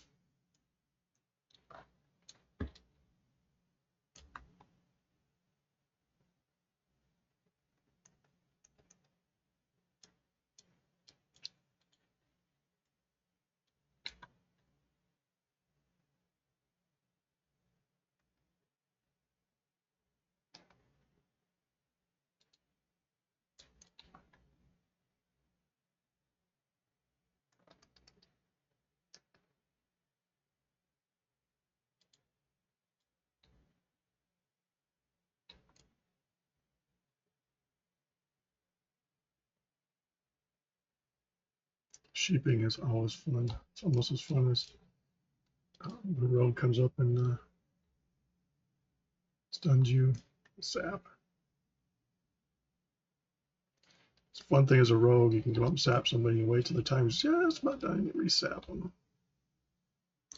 You know, so they're looking stupid for people who hate rogues. Sheeping is much of the same thing. You can keep someone sheep for a while.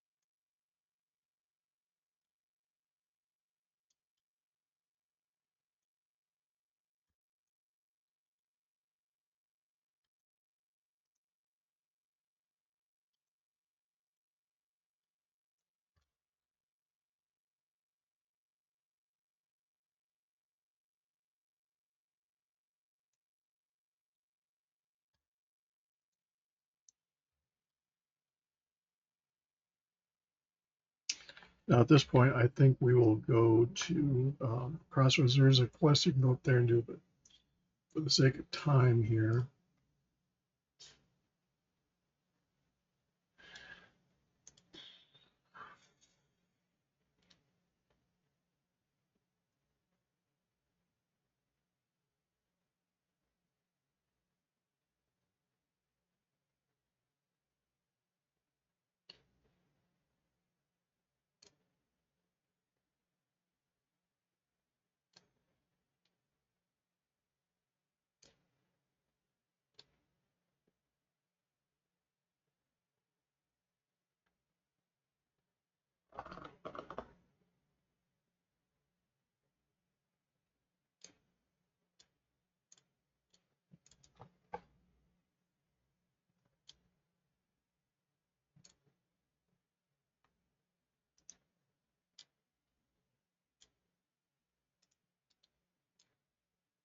and nice we have a lot of Spanish speakers.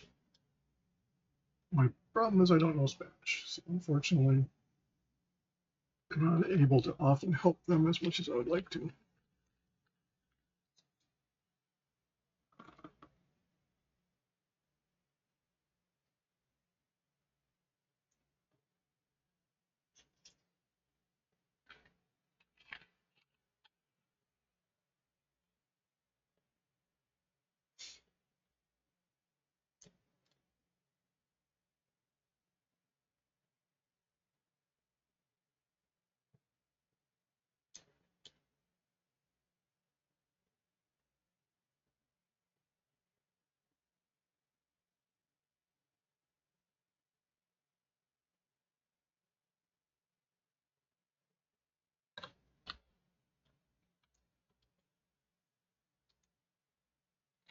Don't really do the Forgotten Rules. I will come back and probably do them. Primarily, I don't.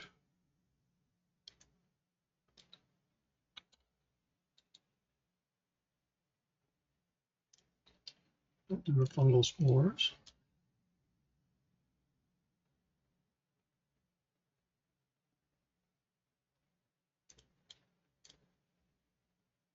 Can always come back and do them after we're going and getting into queuing for the dungeons.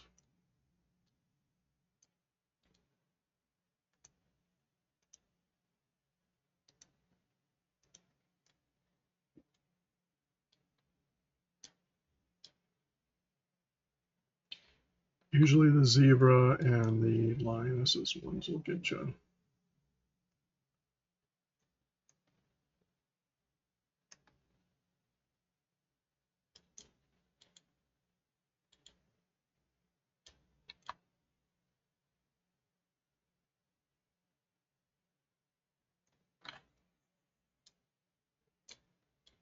You gotta kill a lot of these to get the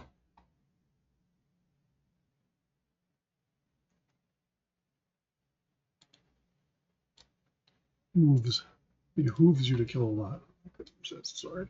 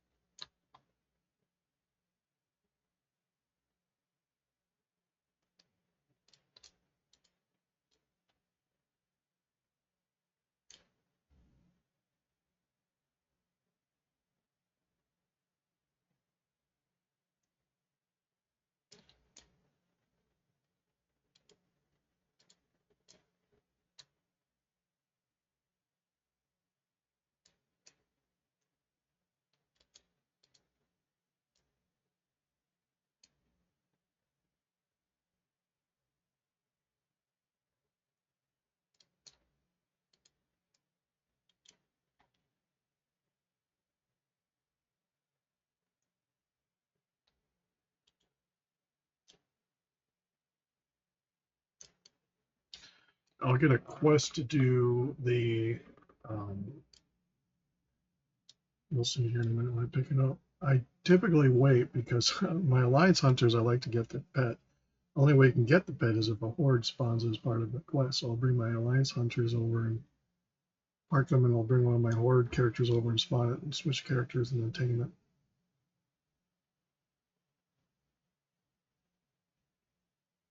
Because you can just abandon the quest and re-get it to spawn her again if you want to.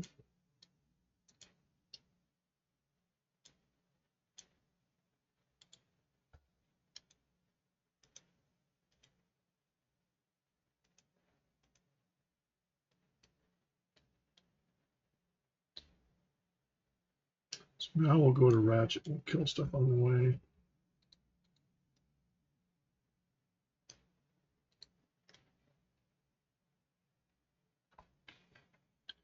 That should get us close to 15.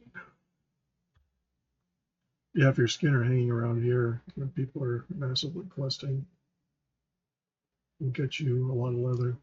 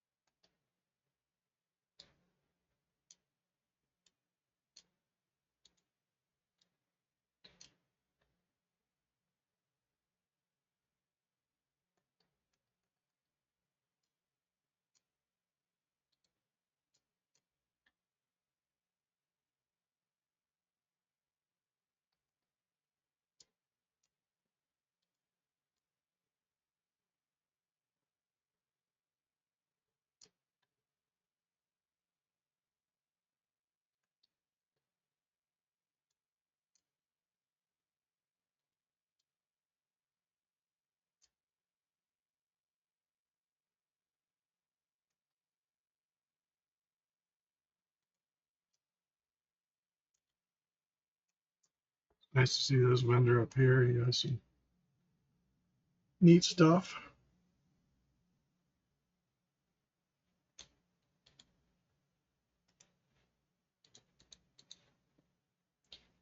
Back if you don't have the heirloom and gear upgrades, they usually have some nice stuff to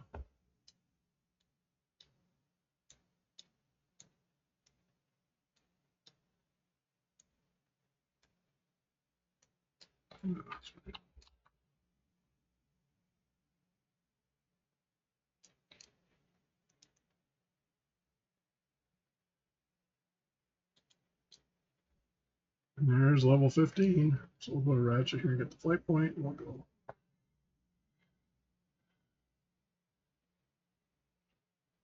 train, and then I'll go over and show you how farming can be fun for fabric.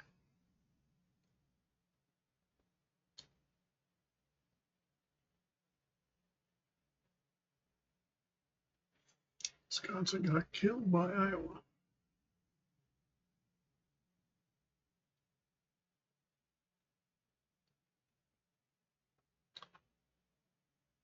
When you're down at 42-10, you'd think they just kneel and let the game expire, but Wisconsin's still playing.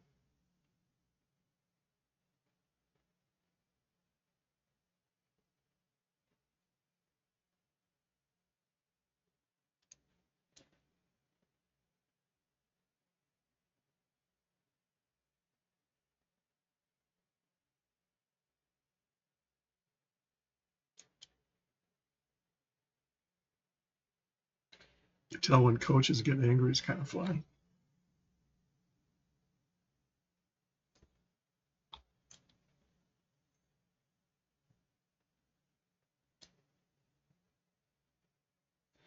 Now, when I was originally leveling characters here, I'd take the boat across, go get the flight point. There are allies over there that just wait for you to get up to the flight point and take you out.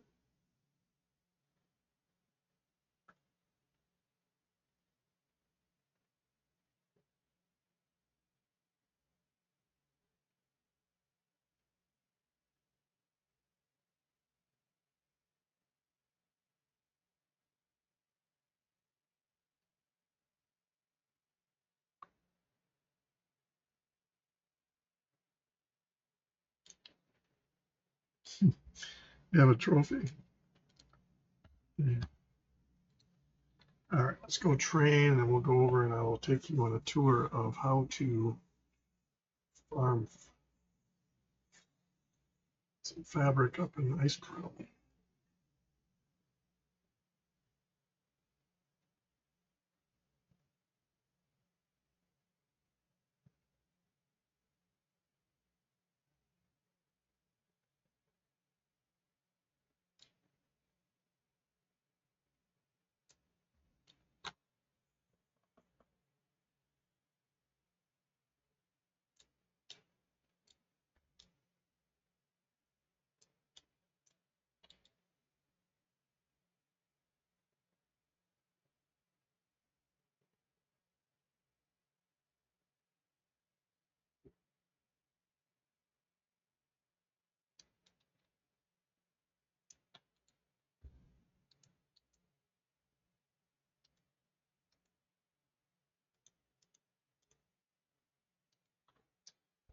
Polymorph is the fun one where you can shoot some.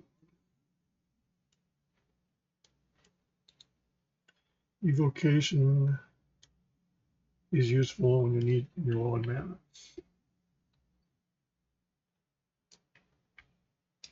So now we'll switch over and do a little bit of farming for Frostweave. I'll show you the, I do it on this Pac-Man. Before I do that, I want to see what anybody's put a bunch of it into the auction house. It can be worth it to buy stacks.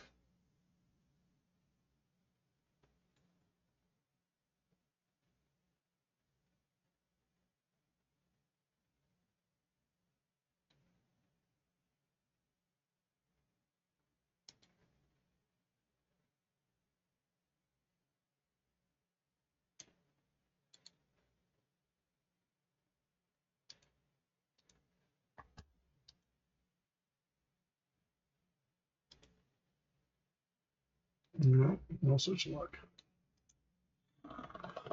You only get it from Northrend, I think. Questing and that. A lot of people do questings up there because you level up so fast through it by doing dungeons that you don't often stop to smell the corpses there.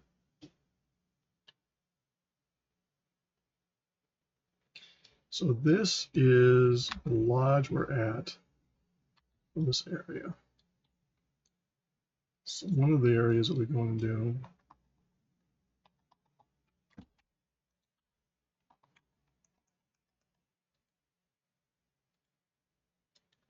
you're not guaranteed a drop, but you drop more than everywhere else because it's a tighter cluster. You don't have to initially go in here, but I like to do it.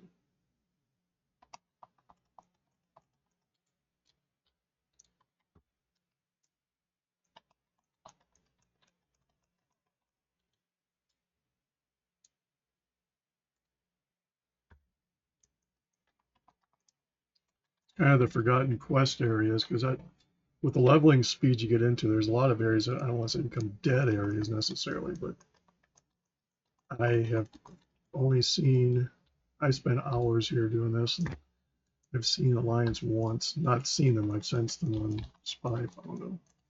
I came in and saw another Horde questing.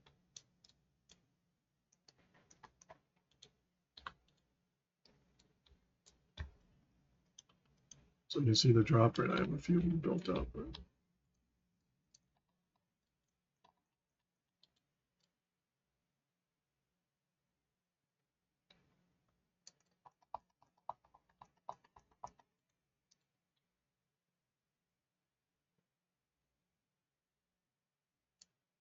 these respawn fairly regularly. The ones that really do spawn well are the ones down here.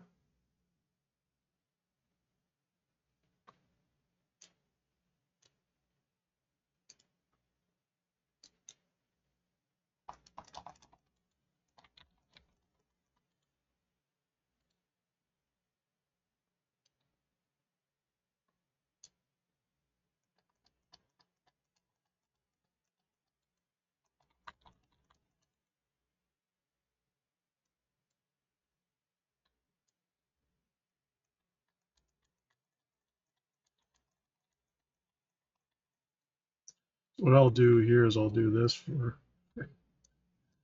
however long until I get tired of it.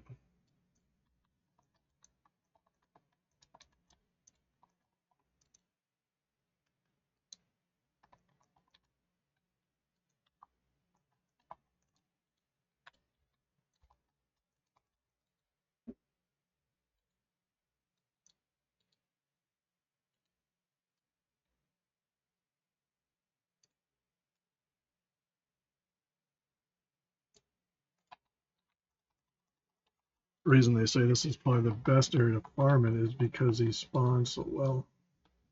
You go see, I'll clean out this entire area, and by the time I get done, there's already 4 or 5 of them respawn. You just whack them all.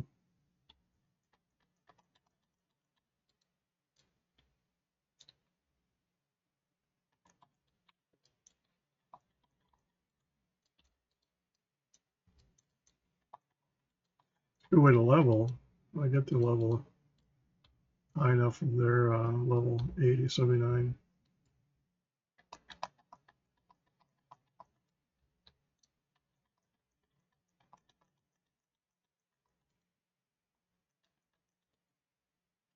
Way back in the day before tokens and stuff, that was how you had to save up money for mounts. I would go farm cobra scales. There's a cave, and I can't remember where it is. But I would spend hours in that cave farming them and then go to the auction house. So I raised the money.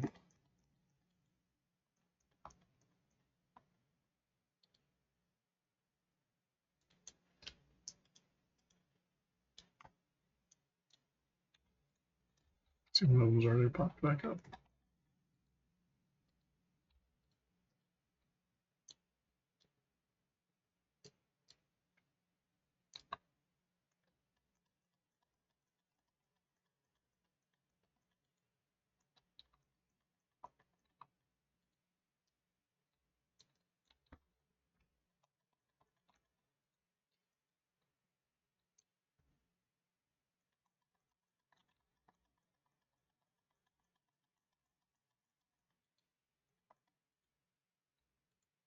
Takes a lot of frost weave. I brought a bunch over with me. I went through it right away.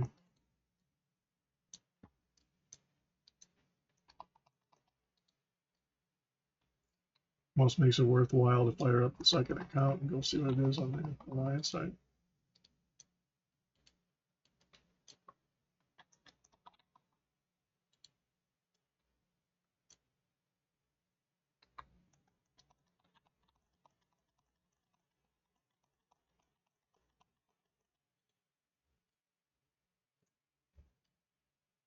So you can see they're already popped back up, so you can go through and just keep killing.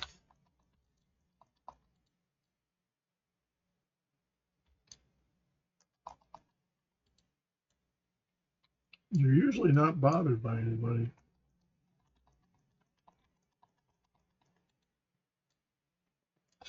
The gankers, as I refer to them, like to have it easy where they can do other stuff. They get bored if you're waiting for somebody to appear.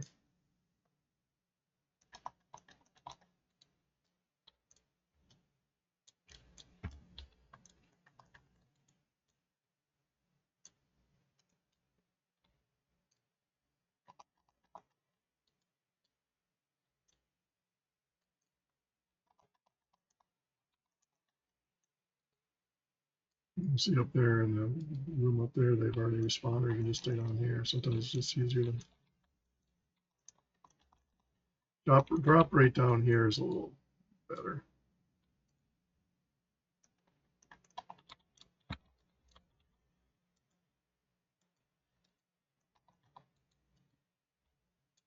Yeah, I had a purple dagger I had not collected before. It was not in my collection, so I sent it to my rogue that someday will.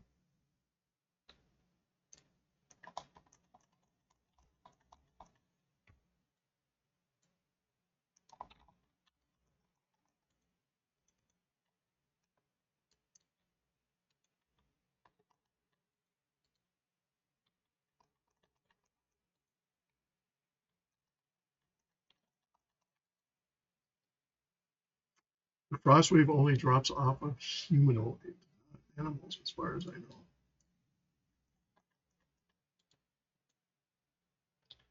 So what I'll do is I'll go over here, make a bunch of big bolts. So I'm at 412. I want to get to 425, then I can do the next. What's another wave? I can't remember. That was the one before it.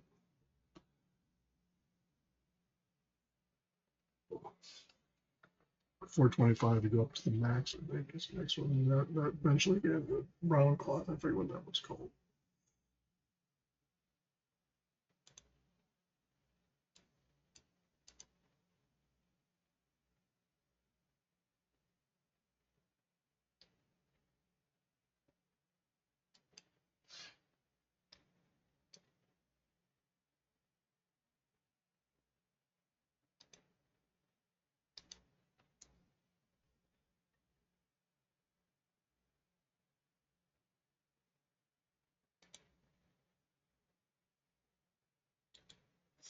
This is where having the mount comes in handy.